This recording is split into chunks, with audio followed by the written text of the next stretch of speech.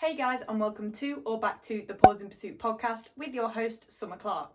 So today I am very excited indeed because it is the 1st of December, which means it is officially my absolute favourite month of the year. Christmas is the best time of the year.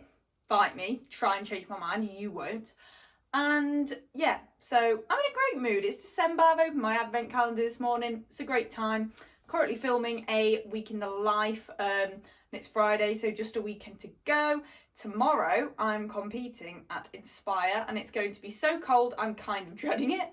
I'll have to warm myself an hour up for about 77 hours. And then on Sunday I'm judging, which will hopefully be a bit less cold because I'll be moving about, but we'll see. Again, it'll be cold. So a busy early weekend and very cold coming up for me. I've just realised I've kind of dived into the like life update. As far as a recap goes, I think I covered everything in last week's podcast episode. Nothing really else has happened, except I've started really working on Arrow's independent weaves, so finding like soft and hard weave entries with me like nowhere near, because he's always been so terrible at that, I'm not going to lie. And he's actually smashing it, like in the garden. He can do it perfectly, and it's so bizarre. But anyway, I'm not going to complain. Let's just hope he manages to do it in competition. But yeah, so that's been going well. There is a video on my social media pages, obviously, of him doing that. And I need a new one of us doing some more fancy stuff, so that'll be coming soon. Just trying to avoid the frost, really. Like, it's frosty till like 2 p.m, so, you know, hard times. Anyway, that's okay, because I finished work at 3, so it's pretty much thawed out by then. Although I did do it about 1 today, and it was just a slight covering of frost, but we weren't really running, we were just, you know, it's only in a little area, so it's fine. Anyway, I'm rambling. So today's podcast episode is going to be with Demi Wright, and we are going to be talking about judging as a junior, course design when you're a junior or just in general, and also smarter agility hacks. Now, smarter agility can be quite tricky to navigate when you first start using it, so Demi has some great tips and tricks for you to make that process a lot easier and more enjoyable and more aesthetic, which is what we all want as judges and competitors, isn't it? A nice aesthetic course map to ogle at, basically. That's such a weird word, I'll never say that again.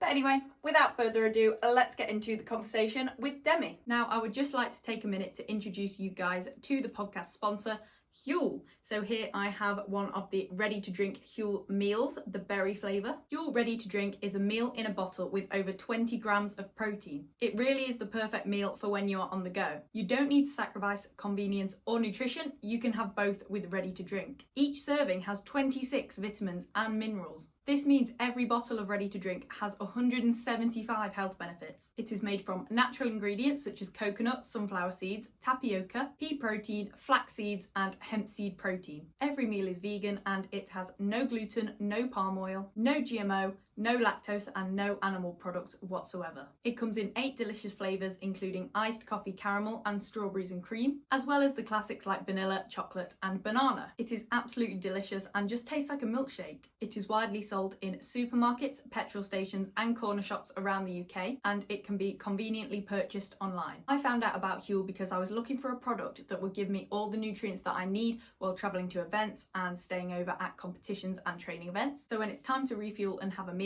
I can just drink a ready-to-drink Huel product and get all my nutrients quickly, easily, and without cooking. It's perfect when I don't have the time or the facilities to cook. For example, when I'm camping at a competition, I'm going to be drinking at least 1 a day at KCI and Dogs in Need. If you're super busy, just like me, then you really don't want to miss out. You can easily and conveniently shop ready to drink from Huel at the link uk.huel.com/pause. I hugely appreciate anyone and everyone that uses my link, as it helps keep this podcast running, and every sale through that link helps keep my podcast going. Buying through my link also gets you a free t-shirt which will be auto applied at the checkout. If you subscribe to a Huel order, you can save 10%. You can choose how often your subscription comes, for example every 2 weeks, 4 weeks, 6 weeks, etc. And these are super easy to manage on the website and you can edit whenever you like. uk.huel.com/pause. I say this to all of my guests. Do you want to just like introduce yourself? Although most people probably know who you are already. But yeah, just say a bit about yourself.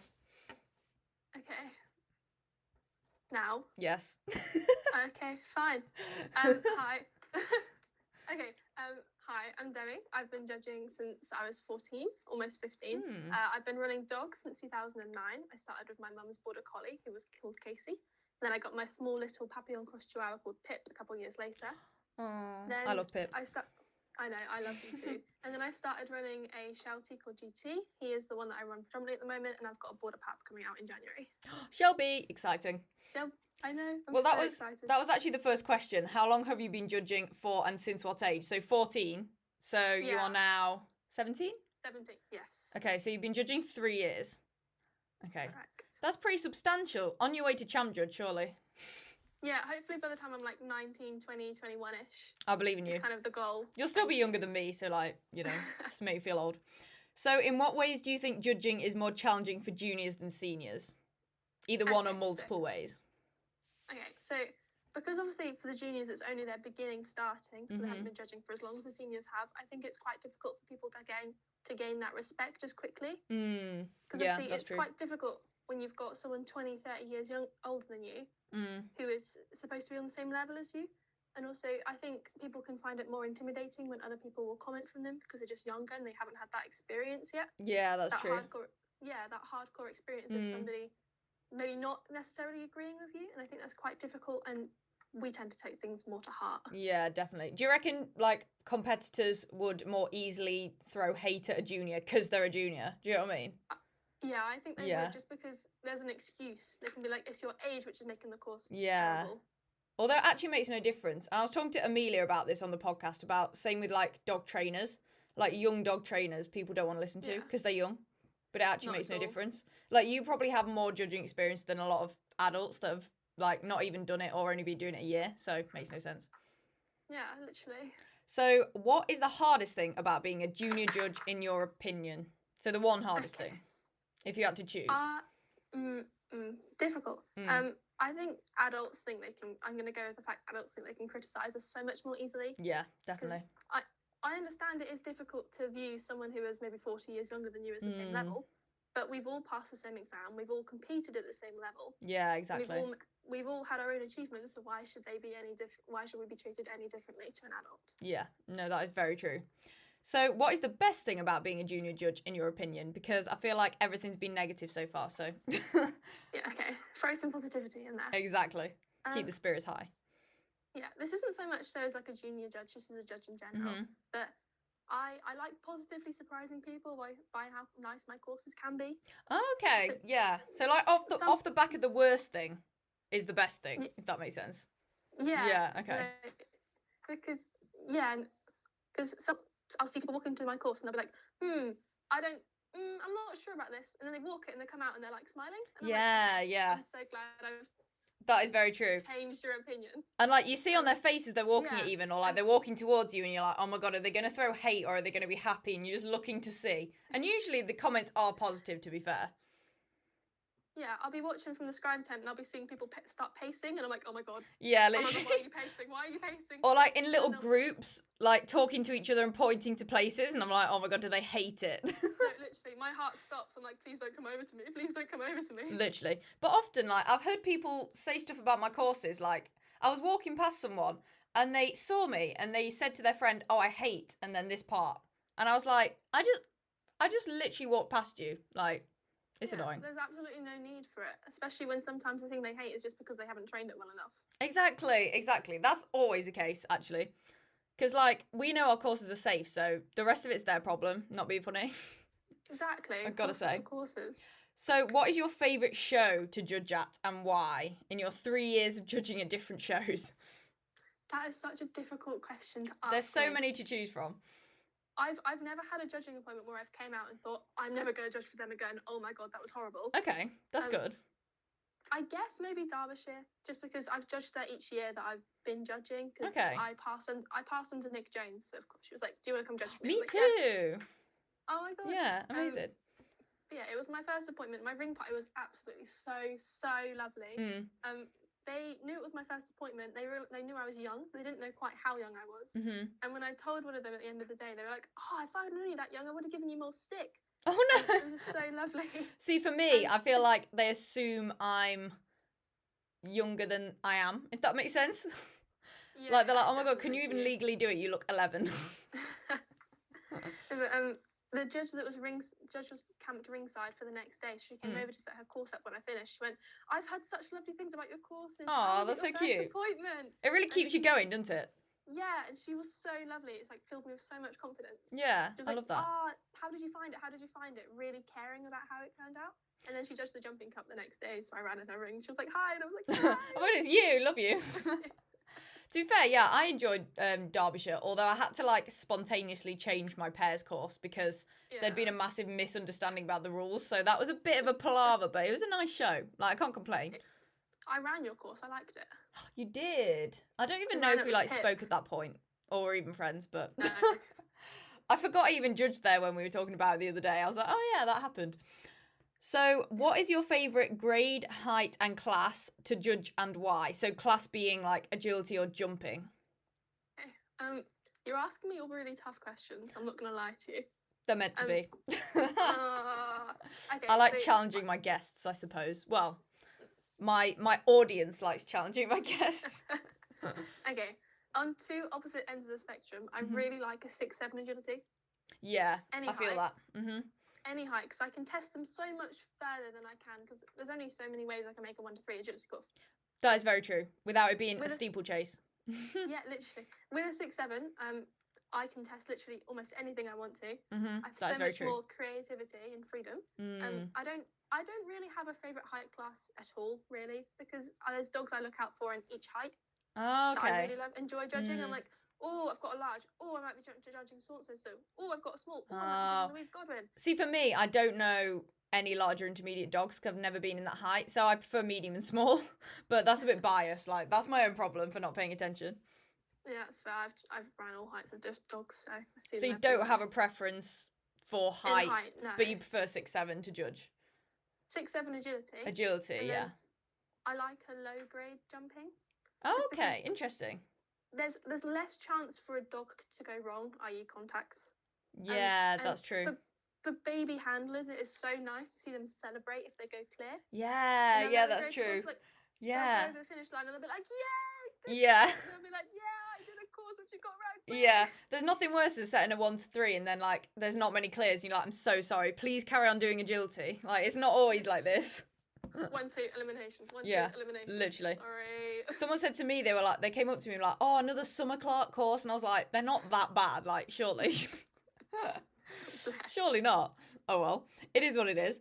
So, have you ever received negative comments as a junior judge? Okay. There was one appointment this year where I had a 1-2 agility, and it was a 1-2 agility dog course, but maybe not the 1-2 agility handlers course. That is literally my problem every time I make it. Like, I assume everyone knows how to handle like me, and then I'm like, oops. Yeah, like I know. Yeah. So there was one section where you just had to stay with them in the weaves. That was the whole point. You couldn't run away, which most handlers won't do with a 1-2 dog, but still. And there were some really nasty comments on the ringside, which I could hear, and there were some really nasty comments on Facebook. Okay. The tune changed around the ring once people went round and got clear. Yeah.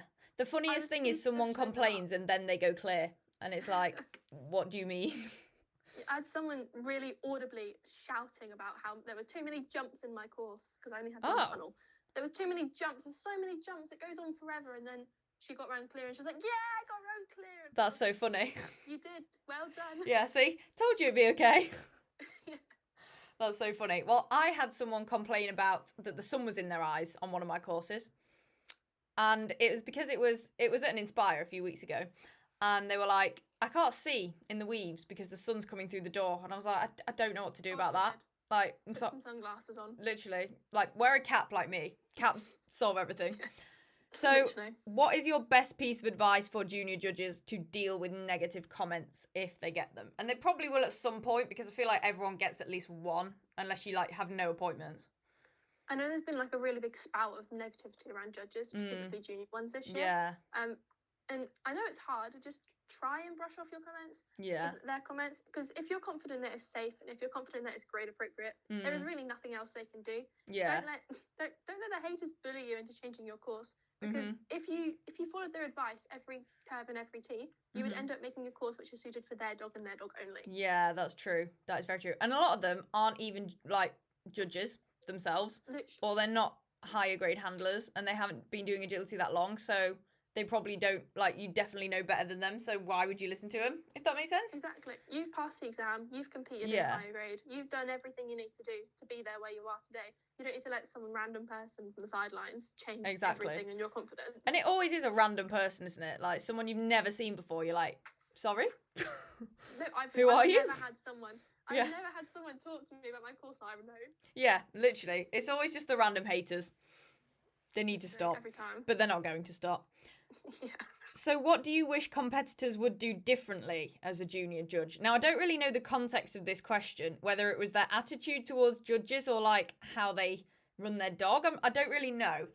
I don't know. I'll answer both. Yeah, maybe do both. Okay, for the attitude towards us, I really wish we just had a little bit more respect. Yeah. Just because, again, I've said we've all passed the exam. So there is no reason why we should be put on a lower level to everyone else who has passed the exam as well. We should be equal. So I really wish they kind of treated us with like the same respect you would treat Neil Ellis judging in a course. Yeah, no, Ryan that's true. Or anything like that.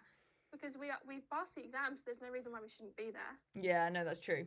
Very true. But in terms of like handling the course, sometimes it does hurt when the handler does completely the opposite thing of what you wanted them to do. So many times. And I know they can't really help it, but it's also like you just want to, like, if you see 1 to 3 handlers walking the course like a different way than you set it up, you just want to go over and be like, this would be so much better.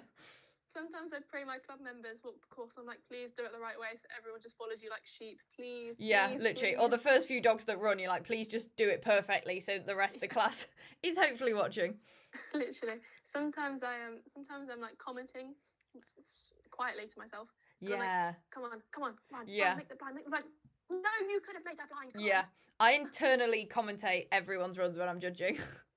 And I'll even notice myself like tensing up if they nearly go wrong or like leaning into a corner or something. They'll be going down the home straight and I'm like, come on, don't drop a pole, drop a pole, yes! It's so funny. I also think like competitors should have a bit more understanding towards judges and the ring party. Because like, if maybe a ring party's going really slow or a judge is seeming to like go quite slow through a class, like I've been like, oh, come on, I just want to get going. Do you know what I mean? But now I'm judging. I'm like, oh, okay, there's actually a lot to it. And like technical things do happen. So I think competitors need more sort of sympathy, almost like empathy towards people that are actually working on the rings, if that makes sense. Exactly, because there's no way a show can be run if you don't have the people. No, exactly. They're some of the most important people to help a show run smoothly. Yeah. And people disrespecting them will just stop judging and then you'll have to run it yourself. Yeah, exactly. And also, it's not the judge's fault if they have a small ring party, for example. Do you know what I mean? Exactly. Like, if I'm a judge and I've only been given 2 people on the ring party, it's going to run slower, but there's nothing I can do about it. Like, not everything is the judge's fault, if that makes sense. Yeah, if the competitors are that annoyed about it, why don't they help do some pole kicking for a bit? Exactly. And take the leads. But they won't. The majority of them won't. If they want the class to run faster, they can run their dog. Why don't they help the class run faster? Exactly. There's always a solution, see? But no. Simple solutions. It's always the judge's fault, isn't it? Always. So what is your best piece of advice for junior judges to design suitable courses? So kind of moving into more of the course design aspect. Okay. Well, I would always say watch other judges, watch people handle courses, walk different grade courses. If you're being set a 1-2 agility and you only run grade 5 jumping, walk some 1-2 agility. There's no rule against it. Yeah, no, that's true. Walk it, see what the feel is like, see how it runs. Walk another course, see how that feels, see how that runs, and then eventually you've got a better understanding and you can conceptualize how you want the courses to go down and what you think is the best like suitability for it. Yeah, no, that's very true. So again, just getting more experience like as a handler almost as well, like even if it is just walking the course. Yeah, so I run grade 7 dogs at the moment. If I had a 1-2 and I wasn't sure that my course was appropriate, I would go out and I would research some 1-2 courses, see if okay, so I've got maybe a couple too many turns. Okay, I haven't got enough decel. Okay, I'll add some in. Do you research like a lot of judges' courses like online and stuff like that? Do you look at other judges' courses? Yeah, I look at a lot of European judges' courses at the moment, just because I think they've got the trends and they've got the styles that I really, really like and enjoy. Yeah, and that's see as true. much in UK courses. So taking inspiration. Yes, no. I'll join like a couple Facebook forums and I'll be scrolling through them and I'll be like, okay, I like that. Oh, not sure about that one. Oh, I like that. I like that. Let's go. And then incorporate a little bit of that in yours. Yeah, no. Yeah. So I might like walk a course and then I'll see like three jumps or so that I really like. I'm like, oh, I like that discrimination. So I'll compartmentalize it and I'll think about how it might match with this other little bit that I saw maybe 3 months ago. And then quite often I daydream about it on the bus. It's such a good idea. Productive. Yeah, literally. And by the time I actually get to the point where I put it down on Smart Agility, it's almost totally different to how I first saw it. Yeah. So I wouldn't say I'm copying the course, but I'm certainly taking a few bits and putting it. Yeah. Yeah. Because you'll never be able to have a fully unique course because agility's been going on for such a long time. Yeah, exactly. Someone has put a jump in the same place as you before. Yeah, exactly. You can't copyright it. No. Can't copyright agility. No. So I've lost where I am. Course design is extremely time consuming, someone said. How do you speed up this process, or can you speed up this process apart from just experience, I guess? Well, as you begin to develop your course design more, you're getting more of a style and you'll get more natural with it. But I don't believe you should be, especially when you're not confident, speeding up the course design because you might compromise the safety, you might compromise the integrity, and you might compromise the enjoyability of the course. So just kind of allow it. Yeah. Because you should never rush it, especially when you're inexperienced. Because why should you assume that your course is going to be perfect the first time you try it? Yeah, that's true. My courses this year, I went through 3 drafts before I actually got to the courses that I wanted. Yeah, that's true. And I suppose taking your time just shows that you're like dedicated to actually making it good, if that makes sense. Like, it's better to take a while on one course than whip out like 6 terrible ones in like an hour. Yeah, no, literally, because you might try and set a grade 7, but you're speeding through it so fast that you're not doing the tests correctly. Yeah. You're making the lines too sharp, jaggedy, and you're compromising grade appropriateness for speed. Yeah, that's true. And also, people aren't going to enjoy your course if you haven't put as much thought into it. I suppose the design process is like all part of being a judge, and if you really, really hate doing it, then you probably shouldn't judge. Exactly. Obviously, it will get faster with time because you're getting more experience. So practice does make perfect. Yeah, literally. Good advice. So, how do you take inspiration from other judges without appearing to copy their courses? So, leading on a little bit of what we said. That's a hard one, actually. That is a hard one. But as I've said before, I'll walk around a course and I'll think about it. I'll think, I liked that wrong end of the tunnel. I liked that very much. Then I'll think about it and I'll think about it some more. And I'll be like, what if I added a jump there? What if I took away the dog before I did that?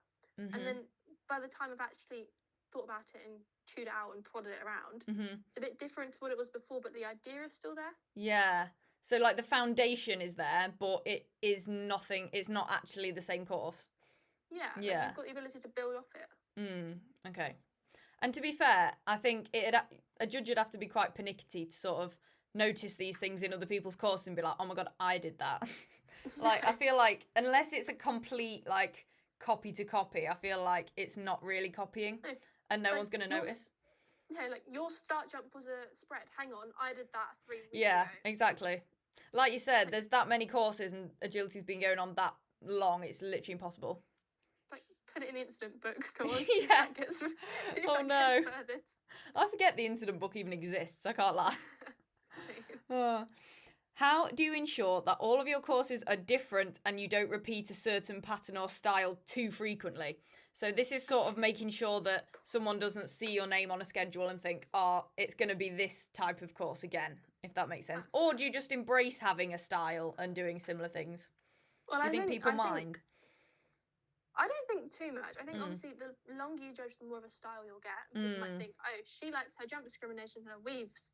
I love my jump discrimination. That is very true. You'll find that even if you can generalize a judge to that, there are so many different ways that can be put down on a course. Yeah, true. So there are so many different weave entries. There are so many different weave exits. There are so many different jump discriminations. Why on earth should you assume it's going to be the same one each time? Yeah, that's true. That is true. And I feel like people run that many courses, they probably, like, it'd be quite pernickety to notice. Be like, oh, this judge always does this one thing. Because you've just probably ran 5 other courses anyway. Do you know what I mean? Like, it's really hard to actually think about each individual course in that way. But I've noticed what I keep doing is putting tunnels under dog walks. Because people keep telling me, they're like, oh my God, don't put another tunnel under the dog walk. That's really hard. But I'm like, well, it is a 6-7. Like, just allow it. Exactly. Train it. Like, it's supposed to be the top end of the UK competition. Why should you be able to do a tunnel under a dog walk? Yeah, and if they enter a competition and they see my name, they should be like, I'm going to train tunnels under dog walk. So I'm kind of giving them an advantage, surely. Exactly. Because you might find that you like a judge because of their certain style. Yeah, exactly. If the judge completely switched that up in the complete opposite direction, well, that's absolutely fine. But people might be like, hang on. They might not like that as much. So you can't really win.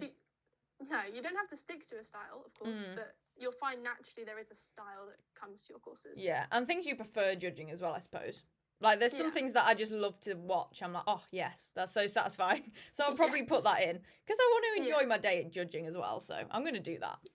Yeah, when it gets to 400 dogs, things can get a bit monotonous. Oh, my God, yeah, literally. Especially when 1 to 3's at the end of the day. I'm not hating, I'm just saying. Yeah, I know exactly what you mean. It just is what it is. When you're already half asleep and you're like, oh, my God, I'm going to die. So have you ever had to amend your course on the day of the show? And if so, what is your best piece of advice for junior judges to deal with this if it happens? So this has definitely happened to me multiple times. Yeah, I've judged in rings where I found random drain covers, random tree stumps. I know, I was like, tree stumps, that's terrible. Genuinely, a whole tree stump. I was like, is this supposed to be a table? Like, what's going on? Oh my God. Just like wrap a tunnel around it. Yeah. No, but also, I find the ring size is obviously a bit different to what's told, which is absolutely fine. Like, land runs out, but obviously it's different, and you're like, oh my God, what am I going to do if you've used all of your space available? But just keep calm, stay safe, have a breath. You've passed your exam, you know how to set courses. There's you don't get penalised for your course being different on the ground than it was on the paper. Yeah, exactly.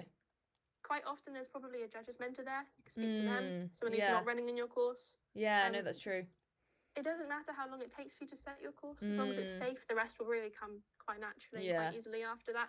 The competitors might make it sound like it's the end of the world that you're taking half an hour to set a course. Yeah, but it's really not, because they'll be glad that you have once they realise it's safe, because they'd complain more if it wasn't safe because you'd been quick. Exactly. And if they were that irritated about it taking that long, they could just go home. Yeah, exactly. It's quite easy. There's the car. Off you go.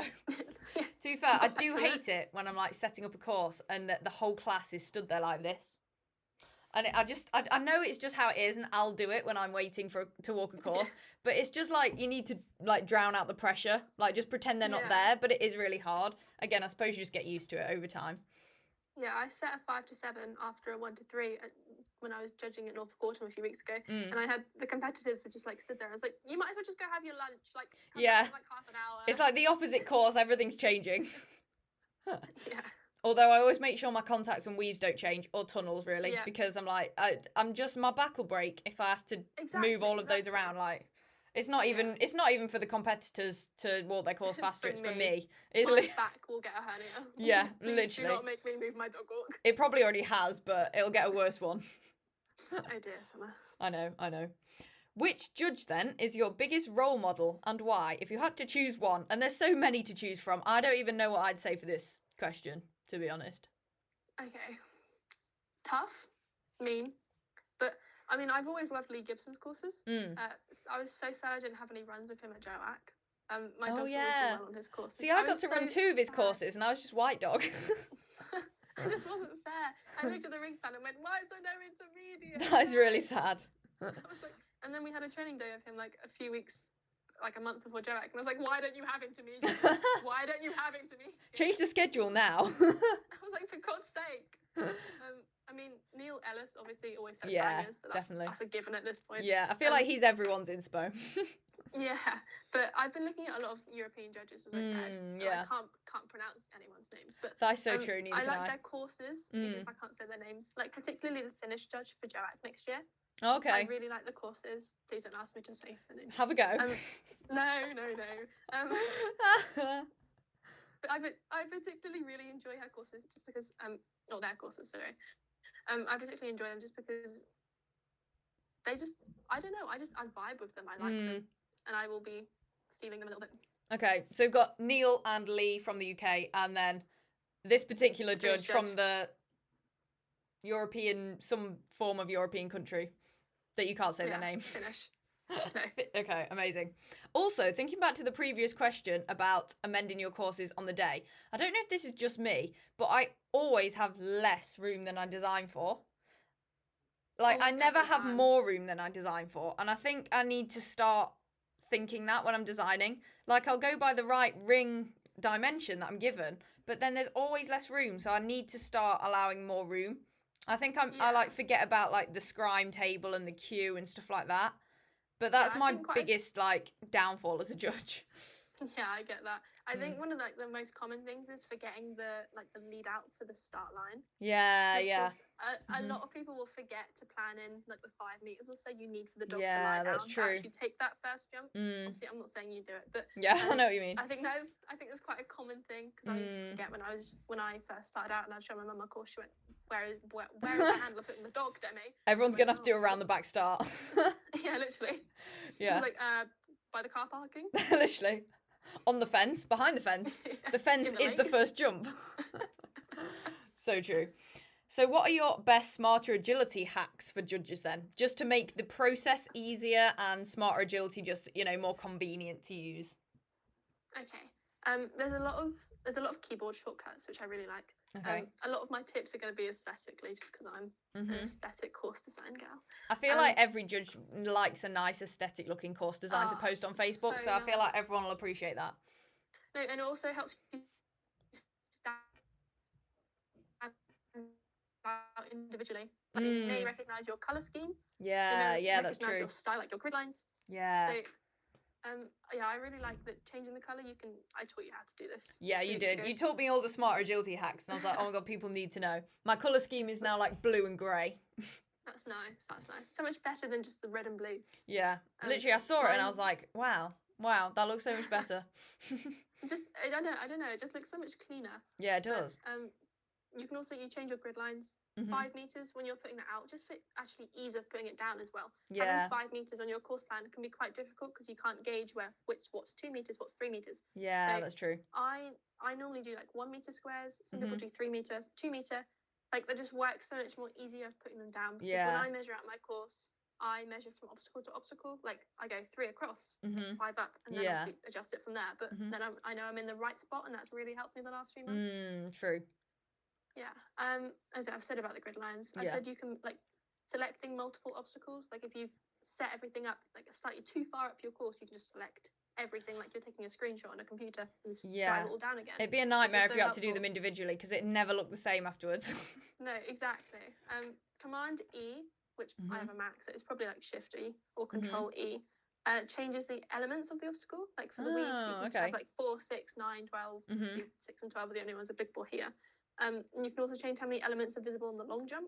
So if you're posting a course which is only for smalls, you can change that so that it's only for smalls. Oh, I didn't even know that. Only for larges. Oh, that's a good idea. Like, oh my god, because it looks so much better. Yeah, because I did have a course that was only for medium and small, I think, at the weekend, but it was probably a large long jump or something like that. So that makes sense. Possibly. Another thing I find really helpful is layering courses. Okay. So they have to be on the same date, and then you can compare the course on the same date. Oh, so you've got like a silhouette of one like behind the other. Yeah. Did you see Martin Reed after him and Nara were like really close to winning the championship at Crafts, and they layered the video? Yeah. That was so cool. Exactly like that. Oh, okay. Exactly like that. So I can see which jumps have to move the most. Oh, okay. I've tweaked the angle on this. Yeah. On that. And I just find that really helpful. So when I'm just looking at it at a glance, because I set my courses up, if I've got time, I set my courses up all the day before. Okay. And I spray paint on the ground the changes. Oh, okay. Yeah, good idea. I've got in position the next day. So it speeds up course change. Hurry up. Yeah, that's a good idea. And also, it's like, it means that you know exactly where the weaves and tunnels and contacts are, do you know what I mean? So that you can literally leave them where they are. Because sometimes if I don't layer it, I'll just move it slightly for convenience, but then I'll get to the show and I'm like, oh, I have to like, even just turning the A-frame round a slight bit is an effort, so. I was like, oh, for God's sake, why do I have to move it a millimetre? And I'm so weak, so, So last question then. What are your current and future goals as a junior judge? Okay. Well, obviously I want to get better with course design. Nobody's perfect. I'm not anywhere near it, but I really enjoy designing them, so I'd really like to enjoy designing them even at a higher level and better than they already are. Obviously, I'd absolutely love to judge further away. Like literally, I will go anywhere. Somebody, okay, take me, interesting. whisk me away to a tiny little island. And I will go there gladly. I love the commitment. I would literally see more because I really like further away. There's so many more different partnerships of dogs. Yeah, no, that's true. Seen before, and it'd be so much more interesting. Yeah, because usually, like, we recognise everyone, don't we now? Yeah, that's so true. There was this one person who I absolutely love to see in the area. I had like 3 layering challenges in one of my jumpings. Okay. And his dog was a little bit slow, so when the dog went in the tunnel, he like celebrated. He was like, "Yeah, I got the layer." That's so cute. I got the layer. And then he didn't That would be me. Make the 3rd layer, but he was like, "I tried to get the layer." And almost. Would you want to judge abroad? Would you go abroad to judge? I would absolutely go abroad to judge. Literally, take me anywhere. Yeah, wouldn't that be good? I was thinking because there's been loads of like big American shows, hasn't there, lately in like California and Florida. That'd be so good. I'd love to judge that. That would actually be so fun. Literally. I would love to see just a bunch of different because I could make more friends. Yes, exactly. I could so many more friends and like have a little community. Exactly, like a group of friends in every country. Expand the social circle. That's really hard to say. Social circle. Yeah, I think it'd be really fun. Obviously, there are loads of places in the UK that I'd absolutely love to judge. I'd love to judge at more championship shows. Yes, yeah. I turned down some qualifiers last year because I just didn't think I was quite at the stage where I could take criticism on my qualifier course. But now? But now I'd be open to it. I feel like go for it. I've done a bit more. Obviously, would love an Iconics, but yeah, sure. Everyone would love an Iconics. Literally. But yeah, I would really love to just judge more further away. It doesn't even have to be out of the country. Like 3 hours down the road is perfect for me. 3 hours down the road for me is like a trek. It takes you halfway to Norwich. Yeah, that's so true. Wow, you're so far away. I know. Somewhere. Champ judge as well, I'm assuming you'd like as a goal. Yeah, I know. At some point. What's the criteria for that again? How long do you have to be judging? 5 years. Oh, okay. I think it's 9 appointments in the prior 3 years to becoming a champ judge. You have to handle a grade 7 dog, and you have to have like judge a lot of different qualifiers and grades over the years. 5 years is a long time. That's a long way away for me. I think it's 2 years for me, maybe 3. Yeah. Depending on how it pans out. I only heard this from someone the other month. I think they don't want you judging 6-7s that much, like the year leading up to it. Oh, like, okay. As not totally, but like as much, so you don't know who you're judging. Oh, I see. Okay. That's bad for you because you prefer judging 6-7s. God damn it. I know. You're gonna have a really boring year. I'd settle Worth for it. grade 5. Yeah. Grade 5 instead. Yeah. Just not even 3 to 5, just 5. Just 5. Literally. Amazing. Well, that is all of the questions. I think you did a pretty good job there. Thank you. So that was the conversation with Demi. Thank you again to Demi for hopping on the podcast with me this episode. It was a really interesting conversation, and we had a lice. No, we did not have lice. We had a nice little natter, just as besties at the end, which was nice. And yeah, so I hope you guys enjoyed that episode, and it made some of you junior judges out there feel a little bit better. Maybe inspired some of you juniors to actually be a judge and go for your, judging exam and stuff. And not even juniors, just people in general who would like to do that, already doing it, and would just like a little bit of sort of support and advice. So yeah, that was a great episode. I learned a lot, so thanks to Demi. Make sure to follow me on all of the social channels. I will put them here on the YouTube video and down below in the description on Spotify and Apple Podcasts. I've just noticed it's getting extremely dark. Use my Huel link, which was given at the start of the episode in the intro for discounts and freebies, which we all love. And if you're feeling really generous, because it is a generous time of year now, it's December, okay? It's a time of giving. We've just had Thanksgiving in the US. I know that's irrelevant for us, but if I have any US listeners, then it's Thanksgiving, guys. Please leave the podcast a rating or review. If you're going to do a rating, ideally 5 stars, I will love you forever. Thank you so much. But if not, no pressure, but I'm just going to cry in a corner. No joking. But anyway, you know the drill. Anyway, what I ramble on about in these outros. So without further ado, I will see you all next Wednesday at 8 p.m. Bye guys!